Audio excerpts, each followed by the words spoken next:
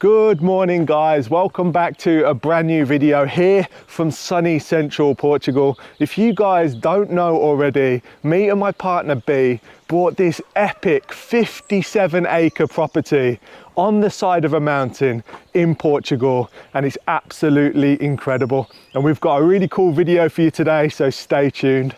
We're the Indie Projects, Bee and Theo. In 2017, we bought an abandoned property in Central Portugal and spent the last few years turning it into a fully fledged homestead, converting an old stone barn into a cosy tiny home. Working non-stop and overcoming many obstacles, it turned out better than we ever could have imagined. As one chapter closes, another one begins. Our dreams of living even more remotely in a fairy tale forest with space for animals to roam and our passions to grow became a reality. Before we have even moved there, it was devastated by a huge wildfire, drastically altering the landscape. Immense flash floods followed as the land couldn't hold onto the water. Follow us as we carve out our new life on Miracle Mountain.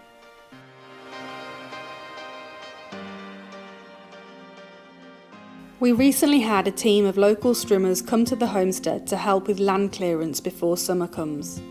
The uneven terrain, orchards and forest areas make it impossible to cut everything with just our tractor brush cutter. We used this same team last year immediately after we purchased the property, and they work amazingly at clearing the place.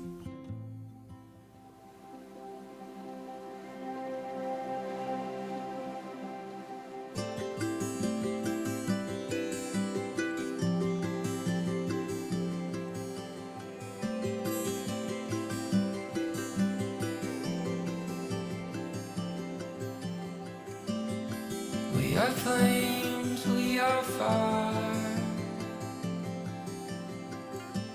shattered worlds intertwined, like stars flicker in an endless sky. We are flames, we are fire.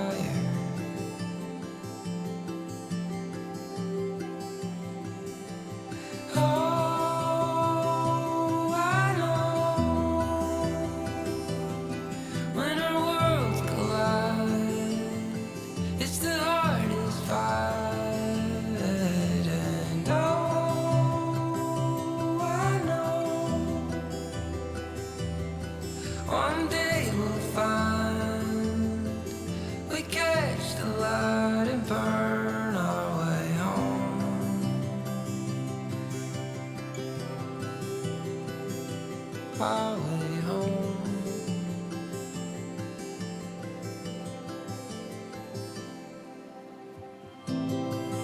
There's a path cut in time. There's a way inside. Colors blur and ashes fly. If you hold on, so will I. Oh, I know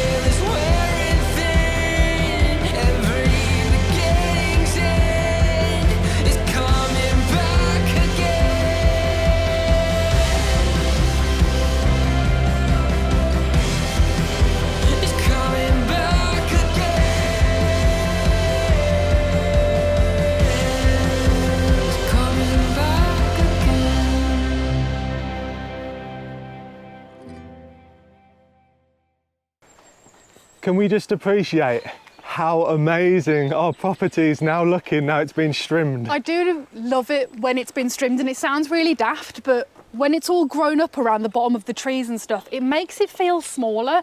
So now it's been cut, it's really opened it up, and the place feels even bigger than it already is. Yeah, as if it wasn't big enough already. Now it looks absolutely gigantic, but so clean and tidy. It is really lovely. This is definitely the clean and tidiest property in this region, I think. I'm out of breath already just looking at this hill, but this is just one of the many areas that needed to be trimmed, and the local team we got in have done an absolutely amazing job. It's soon going to turn into a climb, and you can look at this in two ways. One, it's quite frustrating that everywhere just can't be done really quickly with a tractor, but also this landscape, this steep banks and the beautiful forest is what really makes this property. It's not just a flat field, and for that reason it looks amazing. I love walking across our creaky bridge to the island. It is quite creaky. And who's lurking there in the shadows? Fernando's obsessed with the lake, and also I've actually taken the goats across here on the bridge and they really enjoy the island. The goats did enjoy it. They were right inside the lake eating all of the shrubs that don't need to be there. There's something I wanted to talk about actually on the island, and that is that my terrapin Tartaruga is actually buried on here. Last year she was found at the bottom of the property with a crushed shell, and she had surgery to repair it, but she was already fully grown, and in January she unfortunately passed away from old age. So we decided to bury her here on the island as a nice tribute to where she would have lived had she survived for many more years. So as we carry on, this island actually used to be an area where they kept chickens and rabbits. There was some hutches, but they did get burnt last year when the fire came through. There's still a lot of evidence of the fire that came through. Most of the trees on this island are dead, but a few are still alive, including the one behind Theo. There's a few branches, and I can see on there fresh pine cones that are going to have pine nuts on them. I'm so excited to try and somehow pick those before any squirrels do. Pine nuts are expensive as well, They are. If we can harvest them, we'll be quids in. Euros in. We're in But it's Portugal. hard to show you guys how huge this island actually is, and we definitely want to create some sort of building situation on here, just like a little, I don't know, cabin area where you can sit and overlook the lake. It would be an idyllic location for a little cabin to come and chill out. Like, I used to put a plastic chair here and sit and look out and listen, because the sounds that we get here are so wonderful. We've got the cats obviously, but there's the frogs, the crickets, sometimes we get random mallards, even a heron. It's really nice. And I don't think we've ever showed this. Go and stand on that big diving stone. So this is the diving or the jumping stone that is the deepest part of the lake. Yeah. And you can literally just cannonball off here into the lake. Even Ginjey wants to do it as well. If the lake was full, I'd say it would probably be about 3 meters deep, jumping into here, which is definitely perfect when you're going to dive in, because you don't want to hit the floor. So it turns out Furrnando wants to be the first person, well, he's not a person, is he? He's a cat. The first cat to dive off this stone. Oh, there he goes. So it's really interesting looking at this island, and the trees that didn't make it are all at the back on this side and over this far side. The ones at the front where the fire actually came from are actually okay. So there's probably 4 or 5 trees that are going to be able to stay, which is amazing because, you know, it's part of the character of this island. So we definitely do some replanting on here.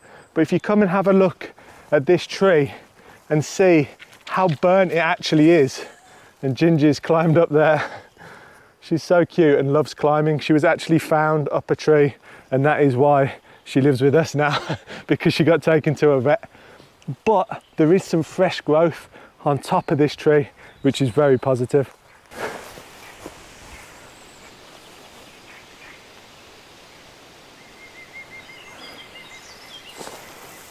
So this tree here that's 3/4 dead actually does have new growth at the top, which is new pine cones that have pine nuts in. And I just wanted Theo to grab one of the ones from last year that got basically burnt on the tree. And the pine nuts will be inside of this. Yeah, look, you can see them there.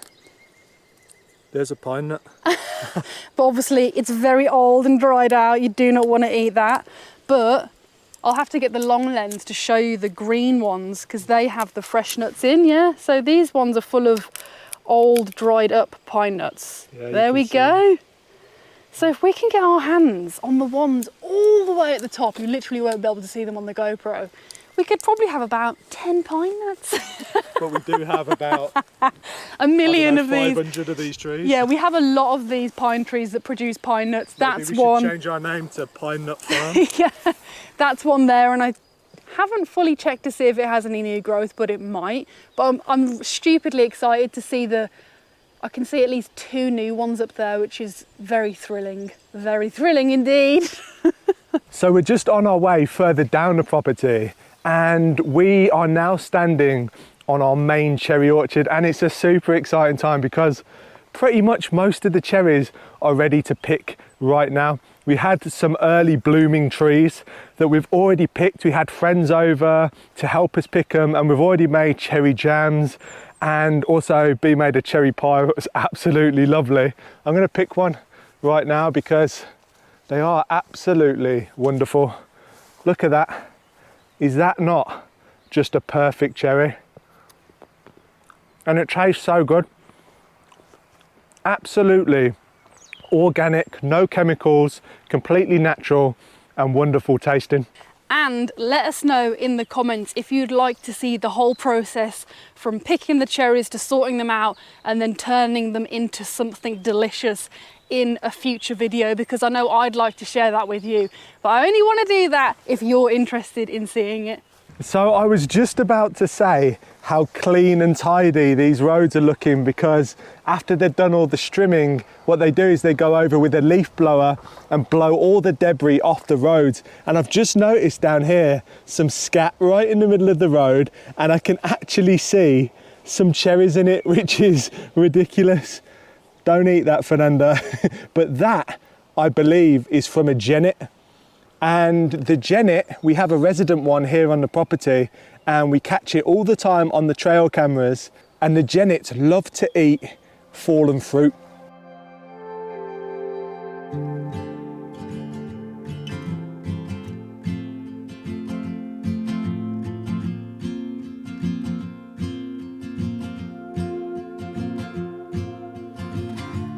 Feels like the first time, every moment I'm with you.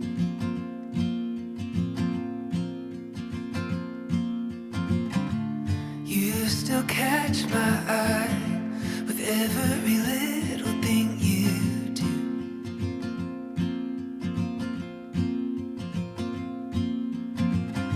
It's like a river wild, running as free as it can be.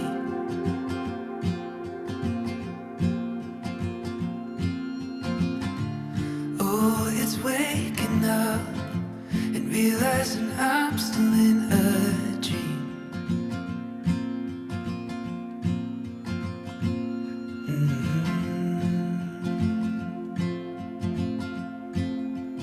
Oh, let's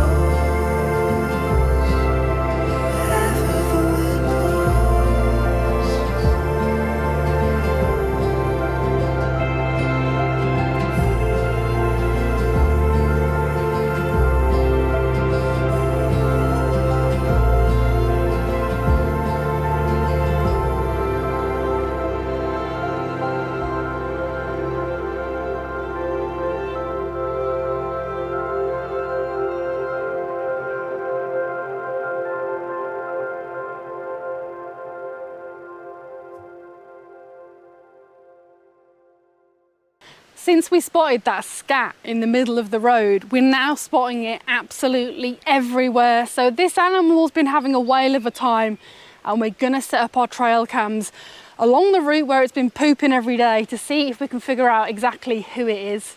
Imagine we set up the trail cam and Fernando's just been coming for a cherry buffet every day and then pooping it out on the road on his way up to the house. But I wanted to show you this. We're at the crane that I really want to restore because it was going to be very useful when we come to renovate the old stone house on this property. But look at this. I've never showed you guys this before. So you would basically put that around your neck and then you have the controls to move all of the different moving parts of the crane. How cool is that? Amazing. The wind has really started to pick up today. I'm a bit scared that my dress is going to try and fly up. But I really love this terrace because it's got a mixture of different fruit trees on it. We've got cherries, apples, peaches. Olives. These olives, and there was once a pomegranate, but I think that did die in the fire last year, which is a shame. But having all of this grass cut makes it look really nice and neat, and it's really important because if, I don't want to say the words, but if an incident happened again, it makes it much less likely for trees to be damaged if all of the grass is cut right at the base as well. So the other day, while I was driving around on one of the lower terraces in the UTV, I was driving past a riverbed and noticed something that stopped me in my stride because it looks so out of place, and Bee's not seen this yet, so we're heading over there now.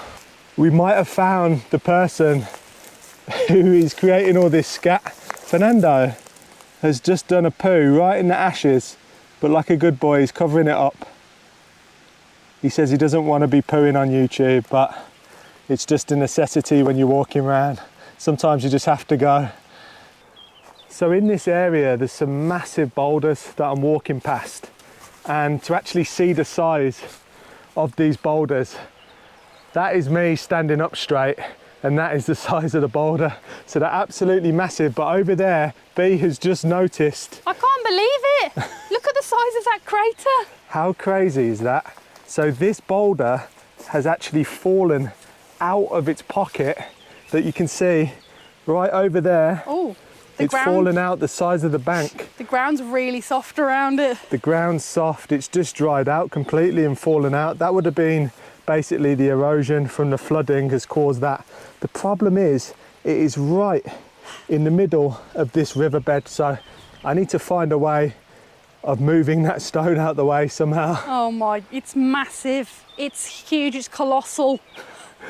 So we are just walking now on what I think is the third terrace down, and it's just looking so wonderful, so clean, so tidy, so fresh.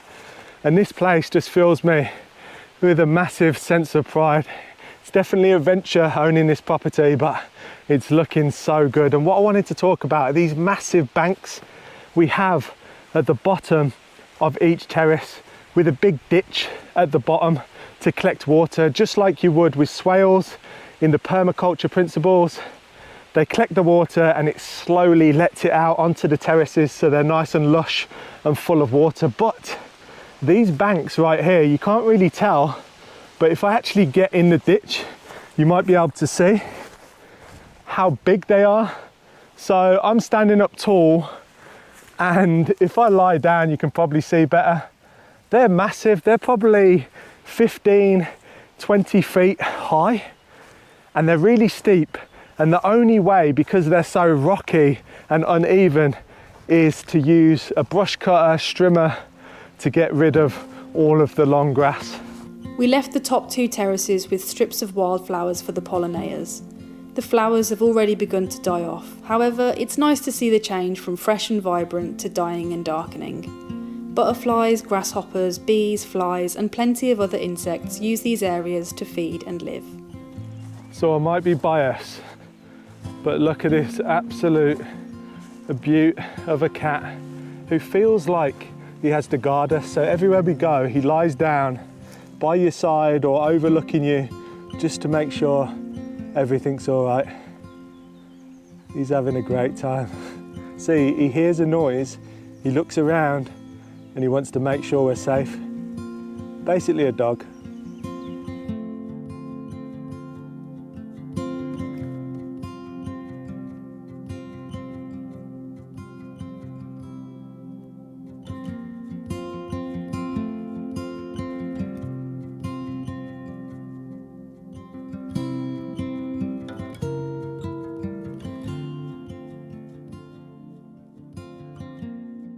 So that is it. I hope you enjoyed the video. We had fun making it. We did, and in the next video, make sure you tune in because we're gonna be making stuff with cherries. I can't wait. The cherries taste so good, and we'll show the whole process in next week's video.